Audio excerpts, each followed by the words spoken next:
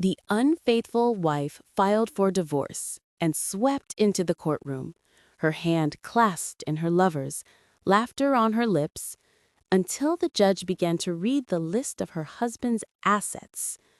"I'll destroy you in court, Daniel. Half of everything you've built will be mine," Melissa Whitaker whispered, her smile sharp with confidence. She had no idea that the man across from her had spent years constructing a legal fortress around his fortune. What followed would shatter her illusions about marriage, money, and revenge. Melissa's lover, Jason Miller, thought he had struck gold. He had always hunted wealthy women, chasing them like tickets to luxury. To him, Melissa was his retirement plan. For 18 months, they had met in hotel suites and fine restaurants, always on her dime. The Rolex on his wrist, the BMW he drove, the tailored suits he wore, all courtesy of her wallet. Her husband's worth at least $8 million. After the divorce, half will be hers, so mine too, Jason bragged to a fright. But Jason never realized Melissa saw him only as a diversion, just as she had once seen Daniel. The legal trap. Melissa's lawyer promised her an easy win. Marital property split 50-50. She was already picturing a penthouse in Miami. What she didn't ask was who Daniel had brought to his side. Enter Grace Fulton, a legend in asset protection, undefeated in cases like this.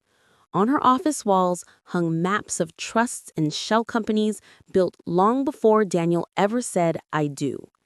The house belonged to a family trust. The business was in his brother's name. Cars and investments were buried under layers of firms and funds. All Daniel officially owned was a single account with $47,000. "What does that leave her?" Daniel asked.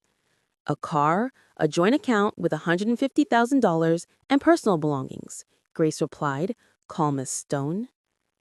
January 15th, Melissa walked in wearing designer heels, Daniel at her side, her smirk radiating triumph. Her lawyer demanded the house, the business, the cars, the investments. Daniel sat quietly, unadorned, without a trace of ostentation.